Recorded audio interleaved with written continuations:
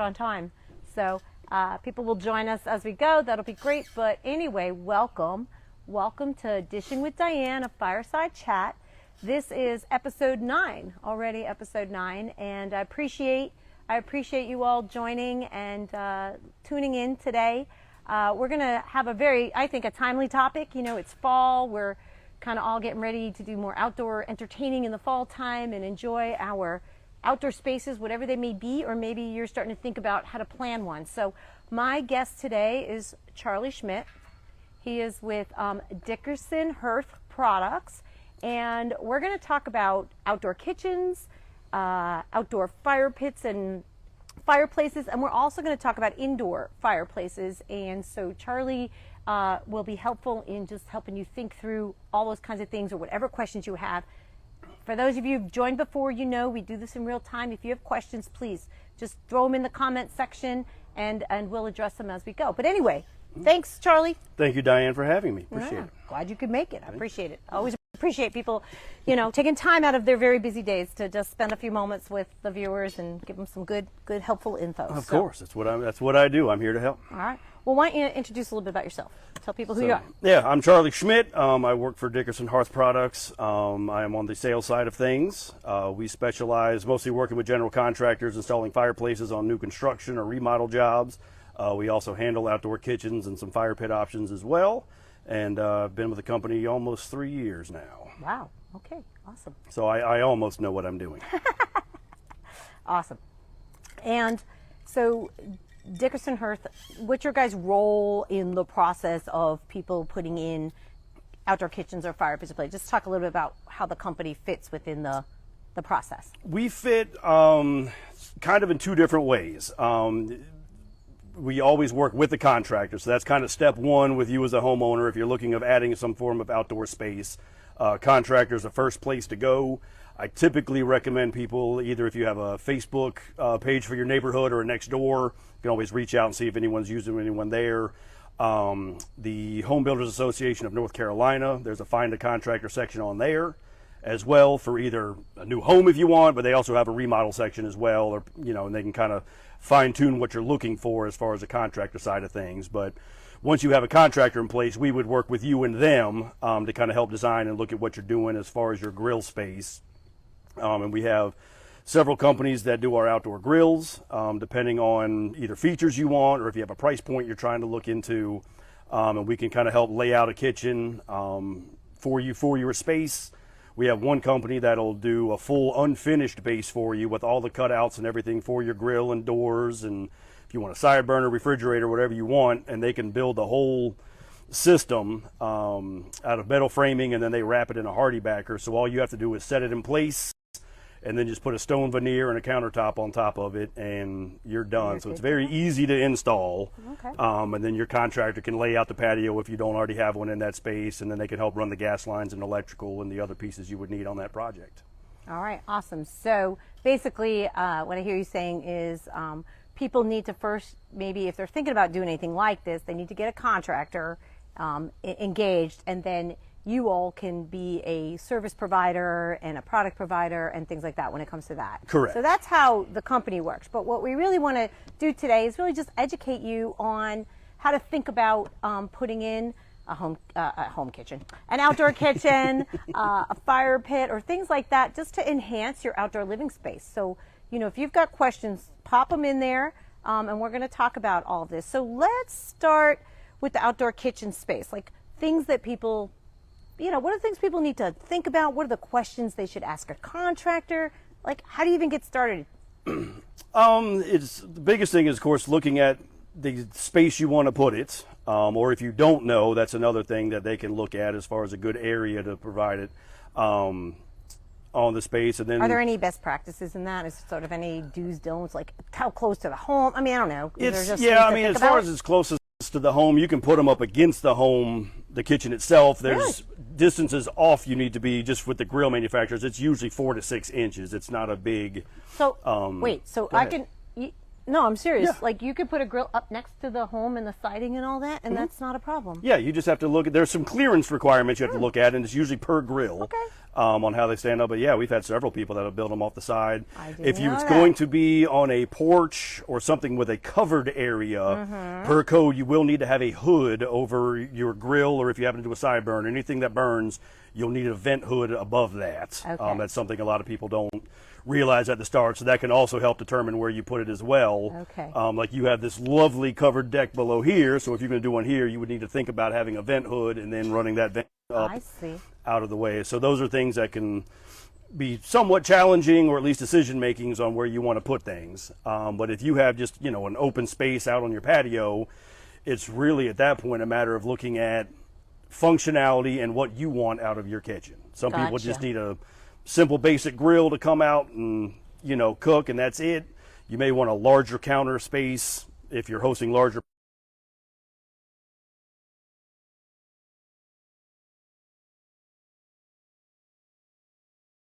that, and then also start thinking about what you may need with it, because sometimes, even myself, I'll use as an example, where ours is at our home is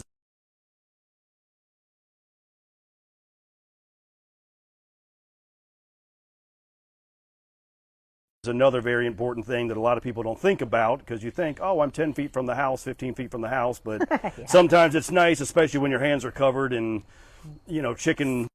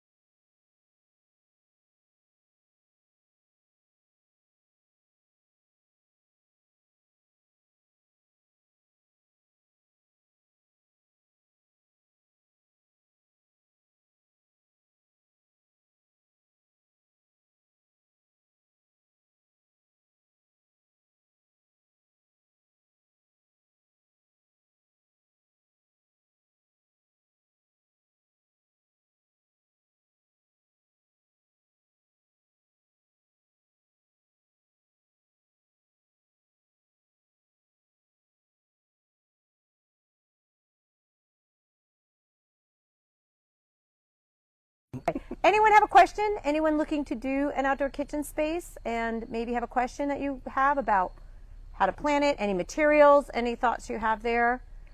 Best kinds of grills. I'm always curious. Should you do a gas grill? Do you do a propane grill? I mean, are there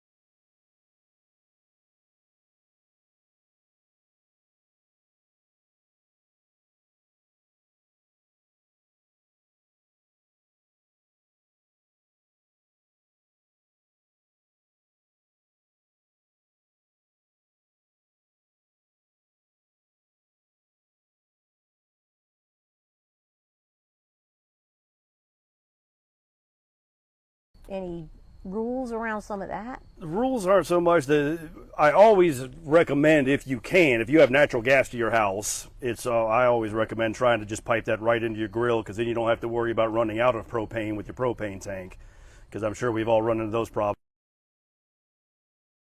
soon and didn't realize your tank was only half full, and then you have to run to the store to refill it, where if you have a natural gas to your house, you can just run an extra pipeline out to the grill and have it hard piped, and then it just always works.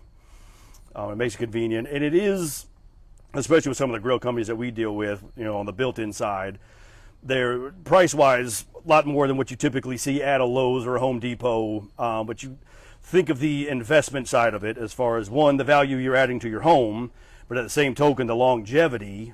We have a couple grill companies that, I mean, they have a lifetime warranty on the burners and things of that nature. So it's a lot of money up front cost, but if you look at the savings down the road and just the value you've added to your home, in my opinion, it's well worth, Yes.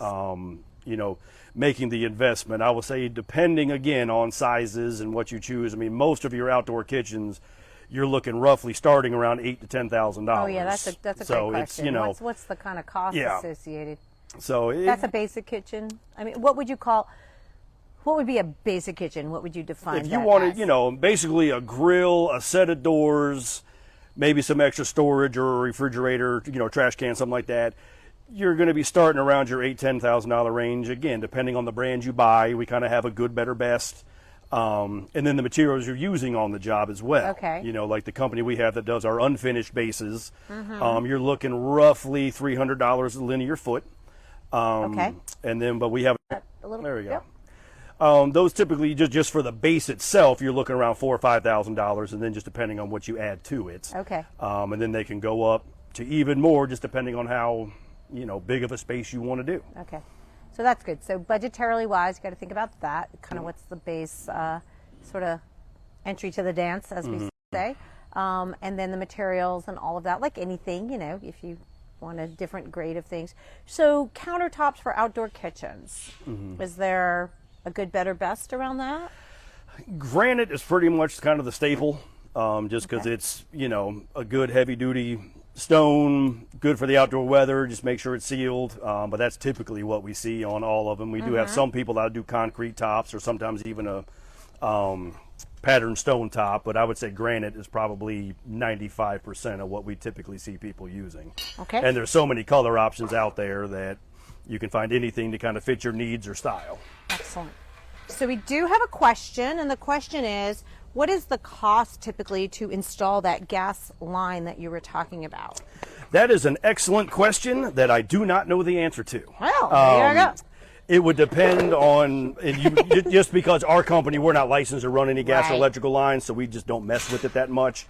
So that would be a contractor question for you. A lot of it depends on where it's located versus where your gas line the closest gas line they can tap into and things like that. And then they kind of base it off the footage of that. So I really don't have a good answer to give you on that, other than I would say call an HVAC company or any mechanical type contractor that does gas lines, and that would be who I would ask. And they usually have a rough per foot type calculator to at least get you in the ballpark of what it's going to cost. All right, excellent. All right. I had a question and it escaped me, but it'll come back. I was just thinking about when you said that about the gas lines and this stuff, but yeah, you know. Oh, I know, permitting. Is that a need or an issue? I mean, I should know this as a realtor, but I don't, so I'm just going to be transparent. Like, Yeah. are there permitting things and issues that you have to make sure you There go are through? some permitting that needs to be done. Especially, like anytime you're running a gas line, there's typically a permit inspection required on that front. Okay. So that's, but the contractor can usually handle that The actual portion kitchen of it. itself, no. Kitchen itself, no, but the gas But line you and can do things like electric that. and stuff? Yeah, no? Outdoor? You No? can, but the electric grills are small because most of those are designed for like apartment balconies and things like that. Okay. I was just curious. So All right, cool. All right, so any other questions about the outdoor kitchen space that you guys might have? Because we're going to move on to kind of fire pits and fireplaces in just a sec, but I want to make sure if there's anything else you want to know. I think we'll try to recap as best I can. I'll probably mess this up, but what I hear Charlie saying is, first step, you need to figure out what you want to do, where you want to do it, how you want to use your space. That seems like step one. Then you want to get a contractor engaged who can do some of the work that you're looking to do. Sounds like if you want to go the gas route, you need to get in touch with the gas company or a contractor to help you understand what that would look like, the costs associated, and installing a gas line to your, grill or whatever. And then you need to think about the type of, products and things you want to use. Sounds like granite is popular, and that's the thing. But you just want to think through your use, your space, and then what's your budget. That's always important. and then go from there. Does that cover it? Is there something I missed? That sounds great. I think you're good to go. Awesome. Okay. Oh, and then I guess the basic components would be obviously a grill, a refrigerator. Grill, refrigerators are hit or miss depending, but the biggest thing, the main two things, if you have a grill, you're going to want some kind of access doors underneath. Okay. One just for storage, to keep And either gas, tools or in things there. like that. But yeah, since you have your gas line under there for the accessing of the shutoff valves and things of that nature, you'll need some kind of access for that. All right. So that's kind of the main two things. And pretty much if you get a grill, you at least need some kind of access door underneath it. And then from there on, that's when you can kind of look into the extra pieces you may or may, you may need, as far as we mentioned, the trash cans, the refrigerators. You can do outdoor sinks. We've got companies that do, full on, basically bar tops, with then a you have sink to run and all of plumbing that. and all, no? Be some plumbing and stuff involved in that. Right. And same thing with kegerators and things like that. We have companies that'll do it. So you can have, instead of a fridge, you can have a little kegerator out there and have a little tap coming out of the top of your kitchen. There you go. So there's all kinds of Whatever options. you can dream and whatever your budget allows, I guess sounds like you could do it. Absolutely. Okay. So we're going to move on from the kitchens, and we're going to talk about fireplaces and fire pits, outdoor pits, and things of that nature. So what you got on that? All right, on the fire pit side, our company primarily or pretty much only deals with gas fire pits. So the wood burning ones like this wonderful solo stove you see here, or some of the ones that are done out of just the stone circles, or that, I would revert you kind of probably to Lowe's or Home Depot, usually have kits that it's just very easy to do. On the gas fire pit side, we've got one company that'll do a full prefabbed unit that all you do is set in place, and most of them have an access door that you can put a propane tank into, or again, if you want to get a contractor to run a gas line and hard pipe it in, you can have a full, fire pit anytime you need it. And depending on the styles, and they have some that are just, it's a simple bowl, or, either it's a circle or a square, kind of like this. They have other ones that are full-on fire tables, where you actually have some space around it to set drinks or plates or things, or kick your feet up on. So it's kind of just depending on the style you want to go for and what you're looking to do. The biggest thing I recommend, again, look at your space you're trying to utilize and think about, the size of the fire pit you want, but also think about the chairs you're putting around it, making sure you have walking space and things of that nature around to kind of determine. What's the typical rule of thumb? How much space should you have around your chairs and places? Not sure if there's a real rule of thumb. If I had a thing, what are you looking, about 2.5 feet from my knee to the fire pit? So about 2.5 feet. There's a good rule of thumb. There you go. But like to get around your space or whatnot, I don't know. I mean, yeah, it's just, it's kind of it depends on the chairs and furniture you have and things like that. I've seen some people, like on the square things, you may have couches around the perimeter and just want a fire pit in the middle. So just make sure you have enough room to safely walk around. Okay. And do, but it's kind of user dependent on how that's decided. But we've had some people that have looked at fire pits going, oh, I want this beautiful, amazing thing, which, obviously that's part of the fun of the fire pit is enjoying the fire. But then when you map it out on the space, you realize, oh, it's going to take up half the patio area, and then we have nowhere to sit and enjoy and do. So you got to think about that. Yep. You talked about, so gas fire pits, what's the, pros and cons? What's the, because some of us like the, burning the wood. I'm a wood burner at heart. I'm just curious, what's the... Yeah, the pros and cons, I guess for the gas, the nice part is you can just turn it on and off as you want. So you don't have to worry about getting your kindling put in there and having that light and make sure it starts up, because they can, sometimes can be a pain to go. And then again, throughout the night, you have to keep throwing on wood. My fire ain't doing so great. I'm trying. It's a little smoky. But go ahead. It's all right. But so it's just keep adding the wood. You got to tinker with it and stuff, which I personally enjoy, and we have a wood burner at our house. Right. But the gas ones, again, usability is probably the main reason a lot of people go to it, is just because it's easy enough to go out. Most of them have a sparker on it that's battery powered, so you just turn your gas on, press a little sparker knob, and you've got a fire. And then when you're done, turn it off and go away. Where with this, right, I have to wait. You have to wait and do, or some of them, or like ours, we have a cover on top, a little snuffer lid that we'll put on just to keep it from going. So so that way when I go inside, I just have a solid piece of metal, basically circle disc, that I just lay on top, and it puts the fire out. I don't have to worry about sparks coming up. And they make, depending on the wood burner thing, they make screens as well you can put over top that help. But again, Smokey the Bear, only you can prevent forest fires. Make sure you don't leave a fire unattended. So it's convenience and kind of instant gratification, I guess you could Exactly. say. Like if you want to have that fire right away, you just ignite it. Absolutely. It's obviously safer. I mean, I would assume so, But It is. So I have a question. Yes. Because like us, we already have a patio built. And let's just say I wanted to do a gas. Yeah. But now I already have a patio. How's that work? Depending on the equipment your contractor has, they can do what they call some directional boring. Okay. Where they can sometimes go under the pad and get the gas line put underneath and then pop up through the middle. Okay. But at the same token, with you having the pavers, they may have to pull some of them up to get the gas line under. But that would be more of a gas company question, and they'd have to, kind of look and see on the space itself of what's the easiest way to do it. Just curious, because some folks may already have a defined hardscape or space. Some people do stamped concrete, things like that, but then you want to add that gas fire pit, and so there might be a little bit more to think through when it comes to Very that. well could be, but again, depending on the one you get, like some of the ones I can get, they have the area for the propane tank as well. You may just not be able to do the hard pipe with the natural gas and go with the propane tank. So you can just stick it under there and just have that. Okay. That's Exactly. cool. The biggest thing is just make sure look out for running out of gas, because fire pits will definitely, they use up a lot more fuel than a grill does. Okay. So just depending on the tank and how often you use it, Gotcha. you may be looking at more refills on I that didn't think side. about that. Good point. But, yeah. All That's right. what I'm here for. Awesome. What questions do you have about fire pits and fireplaces and installing them outdoors? What questions do you have? Hoping so far the rain's holding off. We're excited about thank that goodness. because we're gonna get some rain in a little bit. But so far, nothing. Questions, fire pits, fireplaces, anything. Okay.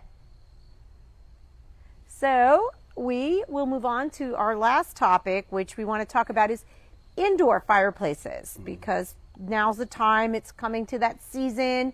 We want to turn on our indoor fireplaces and start getting. So depending on that, if you have any issues getting it started, there are some technicians out there that can come and kind of take a look at it and get them working. There's plenty of people, if you have an older unit in your house that you just don't like, might have been just something cheap the builder put in. And then again, just depending on the age of your home, it could just be very outdated, in which we get a lot of calls on that. So what do you mean by outdated? I didn't never think about a fireplace being outdated. What does Just that the mean? look of them. Some of the older style ones, which I have in my home, have these louvered vents in the top and bottom that just, can kind of take away from the look. Yeah, the I have logs that. and things So might that's just... outdated? No, I'm To some people, it is compared to some of the newer style ones. So what's the newer styles? They're so sleek and clean. But they look a little better, and at the same token too, a lot of the older ones don't have a protective screen in front of the glass, which is like the one at my house as well. And as we all know, fireplaces get quite hot, and with myself, I have two beautiful little daughters.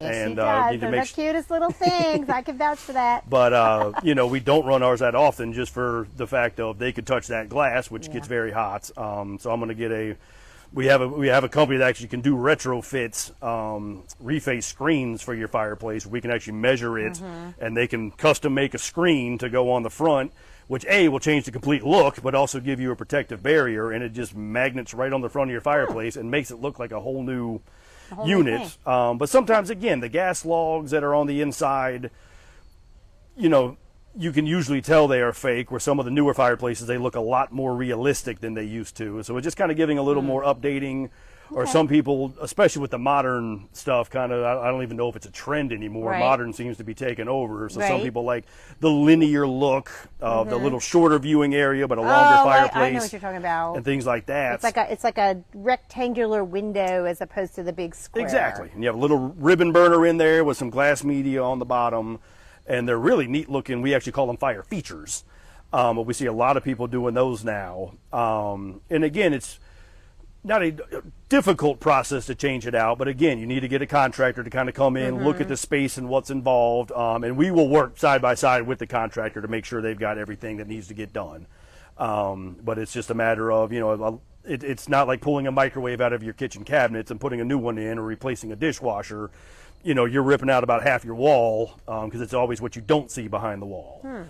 So the contractor can, come in, pull all that out, reframe whatever needs to be reframed, if anything, and then we can put a new fireplace in. And that's kind of where I come into play as far as I can go over several styles with you. We do have a showroom in Raleigh. I can set an appointment with you once you have a contractor and have you come in, pick out what you want, get all the options, and really update. And it is, amazing how much just changing the fireplace out can change the whole look of a room. Yeah. And especially with most homes, it is the focal point of your living room, because usually it's your fireplace and typically the TV is right above it. So everything in the room is pointing in that direction. So you want it to look nice and updated. So we get a lot of people calling, constantly, especially in these times when more and more people are home, either working from home now or just spent so much time at home, where it's, okay, we stared at this wall for the last year and a half and really don't like it, so let's get something prettier in here. So that's, again, where you can look out at the contractor. And for those of you that weren't here in the earlier part, I recommend either Facebook or Nextdoor page for, neighbor referrals on some contractors, some kind of general contractor, or the Home Builders Association website in North Carolina has a Find a Contractor section as well. So I'd point you into there for the remodeling side of the stuff, because it's... And for people that aren't here in North Carolina, I'm sure you have similar things in your areas. Absolutely. Reaching out to some community sites, or, I think Nextdoor is all over, right? I think so, or some variation of something like that, or Angie's List, things like that, where you can find people if you don't know, to get that contractor and get things engaged on that front. So I'm just curious, for those watching, do you have a preference? What do you think about the traditional sort of fireplace look versus the, I don't know if you know what we're talking about, but the very sort of rectangular, very modern, very sleek? Yay or nay? What do you think? I'd be curious what people think about that. I am too. I mean, I think it also may depend on your home style and things like that, but just wonder what you think about it. I think we have another question. I'm trying to read. Sorry. Old lady here. Is a fireplace measured in how much heat it puts out indoor? Is there anything about the heat? And it's, good question. That is an excellent question. So there's kind of a few different ways the heat works. Some of it, the unit itself, they come in different sizes, and obviously the larger the fireplace, the higher the BTU rating is going to be. But at the same token, it depends on the fireplace. We have some that are kind of your average starter thing that are kind of in your 20-ish thousand BTU, but then we have some that go all the way to 50, 60,000 BTUs. So it just depends on, again, what you're looking for. Some people want it to actually heat the home, and that's where we look at some of the options on fireplaces that put out more BTUs, just stand alone. And then, of course, most of them have a blower option as well to help force some more heat out. So yeah, that's an excellent question. But yeah, it just depends on, again, what you want to utilize it for. If you want heat, we've got plenty of fireplaces that do that. Awesome. And funny enough, I have fireplaces that produce almost zero heat. Or you could be like us and turn off the pilot light and not have any fireplace for a while. Exactly. I'm trying to get it back on. You're not alone in that. I want a fireplace.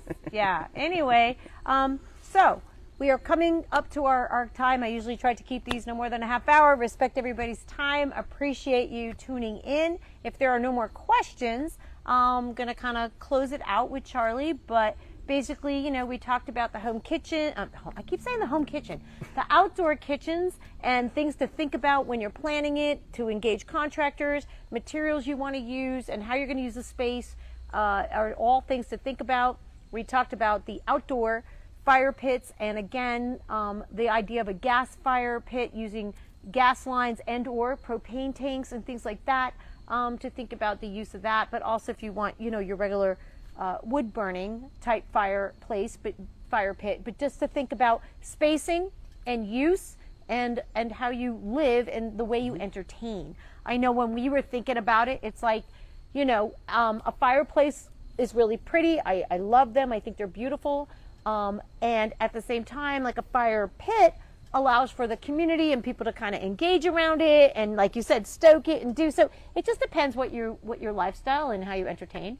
And then the last thing we talked about was your indoor fireplaces, and if you want to update them, upgrade them, some of the things to think about. Again, a contractor would be needed to be engaged, and then you could use a company like Dickerson Hearth, who does that kind of stuff here locally. If you are not here, of course, in the Triangle or North Carolina area, I'm sure you have companies similar to this that you could engage and ask questions to and get them out to either update your space, or just enhance the fireplace you currently have inside, and that would be things to think about. I see one more thing, so I just want to Okay. And so if you are interested to talk with Charlie, how would people get up with you if you'd want that? The easiest way to get a hold of me would be you can just actually send me an email. It's simply charlie@dickersonhearth.com.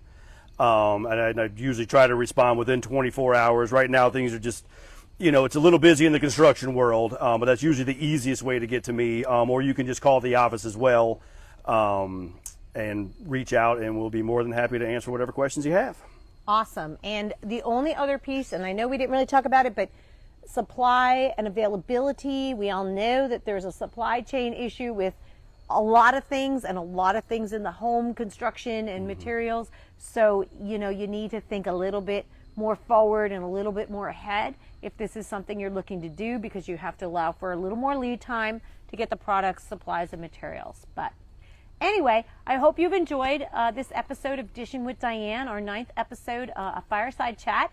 And thank you again. Thank you for having me. Appreciate you being here, and I appreciate all of you tuning in. Have a wonderful rest of your Thursday.